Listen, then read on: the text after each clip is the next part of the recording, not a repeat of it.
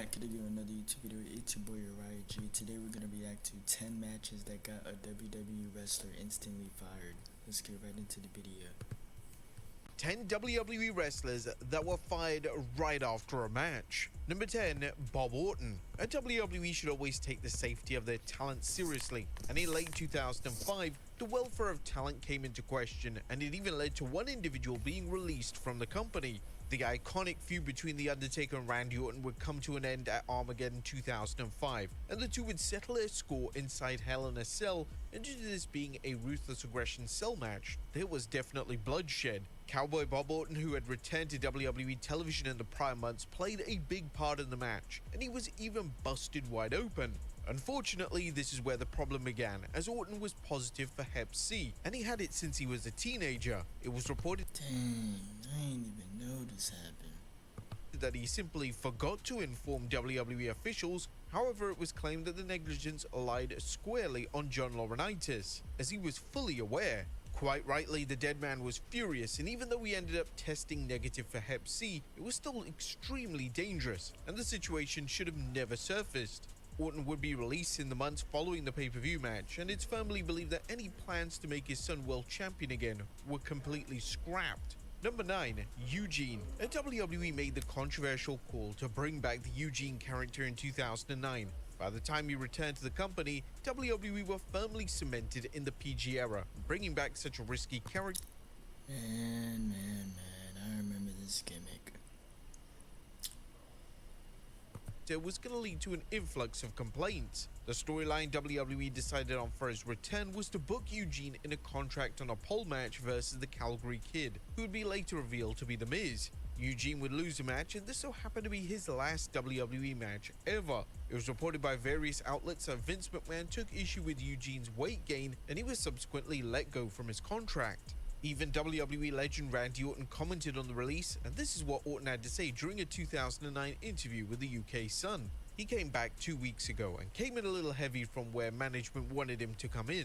Nick is a good friend of mine. He pulls some strings to get his job back, and he comes back all overweight. So all in all, I'm a little upset right now with him. Orton has never been an individual to hold back his true feelings, especially in 2009. Number 8, Mr. Kennedy. Now, Mr. Kennedy was... Wait, I remember the Mr. Kennedy. Is this when he had did this move? It was like a suplex, backwards suplex move, body slam, and I think it landed on Randy Orton's neck. Mr. Kennedy had given the move, and then Randy Orton or someone had told Vince backstage, and that's what had gotten him fired. Set for superstardom in WWE, and at one stage WWE was strongly considering making Kennedy world champion. Unfortunately, an influx of injuries led to him missing a ton of TV time, and when he eventually returned to WWE television in 2009, he would end up being fired immediately after a featured match on Raw. In the match, Kennedy would botch a back suplex on Randy Orton, and this absolutely enraged Orton, who proceeded to complain to WWE management, claiming that Kennedy was unsafe in the ring and he didn't want to work with him. According to... Yeah. I know a little history, I know my little... Yeah. Kennedy, in a 2009 interview with ESPN Radio, Orton jumped really hard and his neck never touched the mat. Randy jumped really hard. In wrestling, it's give and take. It was a matter of either I drop him on his head or I help him through this. His neck never even touched the mat, which makes me wonder why he even went to the trainer's room to get his neck taped up. He was so injured that he went on to wrestle 3 nights in Mexico. And when Orton heard these comments, Orton ran to the nearest internet message board and he decided to bring up Kennedy's wife. I honestly hope for his wife's sake that he can find something else he's marginally good at and earn a living. I know he had went this far into saying all of this. Really wants to entertain, so good luck, Ken. You're gonna need it. According to Kennedy, it wasn't just Orton who complained, as WWE's top star John Cena also went to WWE management, and Vince McMahon had no choice but to side with 2 of his biggest names, so Kennedy was let go. Number 7, Brad Maddox. One of the biggest stories of 2015. So I'm guessing Mr. Kennedy was just hated backstage. Related to the WWE release of Brad Maddox. Maddox was working a dark match against R-Truth, and before the match, Maddox for some reason decided to call the live crowd cocky pricks. With WWE being a PG presentation, Vince McMahon was so livid that he immediately called for Maddox to be handed his release papers. According to Maddox, during an interview on the two-man Power Trip podcast, McMahon didn't even want to see Maddox, and he let talent relations handle the sudden release.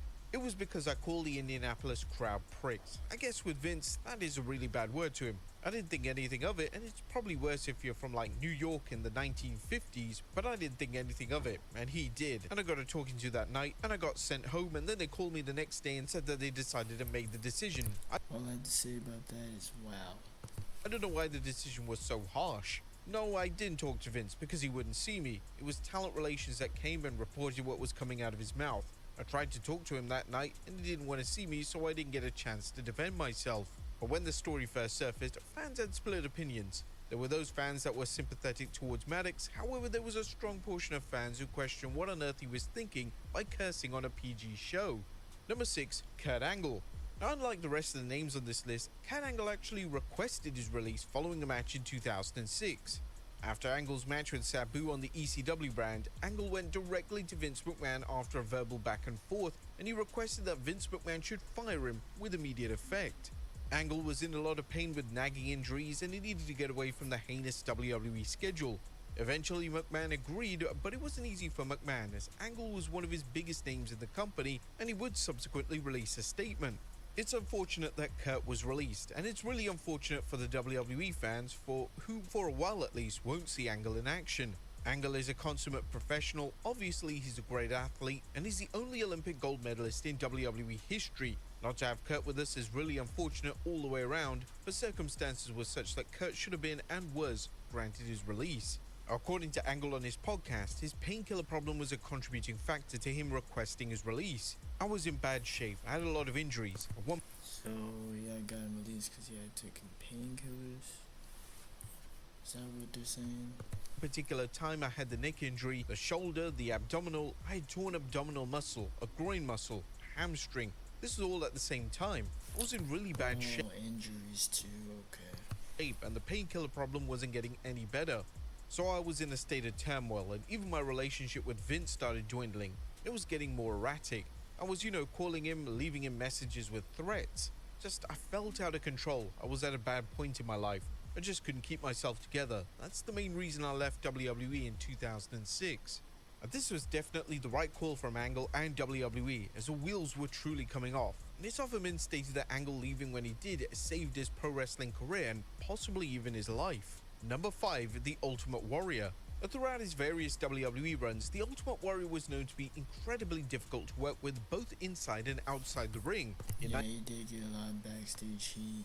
A lot of wrestlers, they said they couldn't work well with him. Fans, they said that they didn't like Ultimate Warrior. I mean, I don't really know too much about him.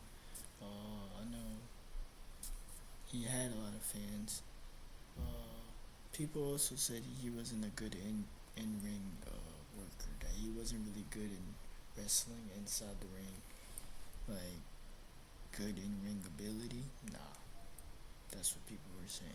1991, just 1 month before the annual SummerSlam show, Warrior would write a letter directly to Vince McMahon threatening to no-show the event unless he was paid over $500,000. This put McMahon in a tough spot, as Warrior had already been heavily marketed for the show, and if he was pulled from the show, it would no doubt damage the upcoming buy rate. McMahon had no choice but to follow through with the payment, and it would be McMahon who got the last laugh, as following the SummerSlam pay-per-view, Warrior would be fired on the spot. In an official letter addressed to the Warrior, McMahon would state, "You threatened to stay at home, thereby not appearing at Titan's major summer pay-per-view event, SummerSlam. I had no choice but to accede to your exorbitant demands. This was a serious mistake on your part. A wrestler making demands of this nature is rare, but it's happened from time to time in pro wrestling, and the other most notable instance took place in 1999 with Jeff Jarrett." Number 4, Brian Clark. WWE had high expectations for the Chronic duo, and they were given the opportunity of a lifetime at the 2001 Unforgiven pay-per-view. The team, which consisted of Brian Clark and Brian Adams, was to face The Undertaker. Can you guys go back to this part, because I don't feel like rewinding it, about Ultimate Warrior? If you guys can just give me like a little brief analysis on like why Ultimate Warrior got released. So yeah, let's go. I guess the next guy's name is Brian Clark. I don't know too much about him, so let's see. Kane, and if this match went well, then there was no doubt that both men would be cemented in the tag division for many years to come. Ultimately, the match was a total and utter failure. The match exposed both members of Chronic for not being at the level of fellow WWE stars, and it was obvious from his face that The Undertaker was utterly ashamed of the quality of the match. After the match, WWE made the executive call to send both men for more training, but when Clark refused, he was released from his WWE contract. WWE taking this type of action following a match isn't common, but they needed to act. The match was truly atrocious, and they needed to make a point that subpar in-ring work in 2001 just wasn't going to cut it. Number 3, Buff Bagwell. Now, there was a portion of the fanbase that expected Buff Bagwell to have an epic run in WWE following his arrival in 2001. The problem was that although Buff Bagwell was unique and fairly decent in the ring, he had a notable attitude issue, and this wasn't going to work with WWE's locker room at this time. Bagwell's WWE run was a total bust, as Bagwell would just end up having one match on WWE television. That match was when Raw turned into WCW Nitro and was main evented by Bagwell versus Booker T. It resulted in one of the worst matches in Raw history. The match was flat, botch-filled, and the WWE audience had no interest in seeing a B-level WCW match in the same event. Is this match that bad? Should I tune in? Should I go on and look up this match on this specific Monday Night Raw? Cause I'm gonna have to rewind this if I would just tell me, should I look up this match, this Booker T match? Cause it's saying that it's fully botched, so it should be entertaining and funny to laugh at. So, let's see. Event slot of Raw. When the match was so poorly received, WWE decided to let Bagwell go from his contract, with both his attitude issues and the horrendous Booker match being key contributing factors.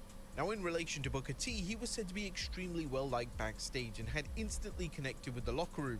Booker was given another chance, and his subsequent feuds with the likes of The Rock and Stone Cold Steve Austin were well received and showed the world that Booker T was going to be a WWE mainstay for the next few years.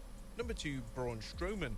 It was hard to have classic matches during the COVID-19 pandemic. However, Bobby Lashley, Braun Strowman, and Drew So pretty much the last guy got fired because he put on a bad match, pretty much. McIntyre certainly tried at Backlash 2021. The three-man had an outstanding triple threat for the WWE title, and this was a match that deserved to be witnessed by a live audience, as it was just that good. But in one of the most confusing moves of the COVID-19 era, it was formally announced just weeks after Backlash that Strowman had been fired. Strowman had gone from wrestling for the WWE title to being unemployed in a matter of weeks, and fans wanted answers. It was reported that Strowman's release was a cost-saving measure, and Strowman was one of the highest paid names on the WWE roster. Cutting main event level talent was alarming, as it showed that nobody was safe from the chopping block. But thankfully it all turned out okay, as the following year Triple H would bring Strowman back into the fold, and he's been a regular on WWE programming ever since. And number 1, Jeff Hardy. There was a collective shock in 2021 on social media when WWE announced that Jeff Hardy had been released. It turned out that the former WWE champion had walked away from a match at a live event, as Hardy was teaming with Drew McIntyre and Xavier Woods against the Bloodline, and after this, WWE requested that Hardy attend a rehab facility, and when Hardy declined, he was let go from his contract. I think I heard about this, but he walked out. But, having Jeff Hardy come back for one more time, one more title reign or one more tag team title reign with his brother, that'd be nice. We might get that in the future. We'll see. According to Dave Meltzer from the Wrestling Observer, WWE felt that they had no choice but to release him. Given his track record, there was really no other decision WWE could make. They had to request him going to rehab between his track record and him being impaired in a main event match. When he refused the request, there was no choice but to let him go. WWE did this with full knowledge that there was at least a chance Hardy would be signed by AEW and likely be a major star there, but once Hardy refused to go to rehab, WWE's hands were tied. Now, according to Hardy himself during an interview with Chris Van Vliet, it was around this time his drinking was getting out of control. When I left WWE in 2021, my dad had been real sick.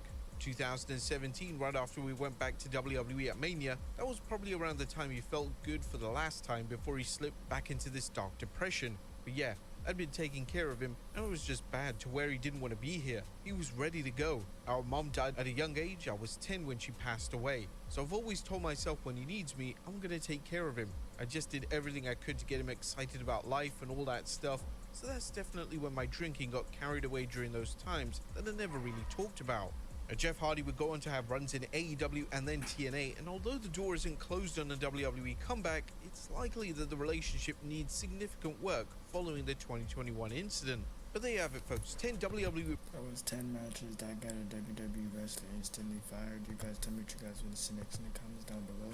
We got more videos coming. Stay tuned. Subscribe, like, comment, and yeah, Uriah out.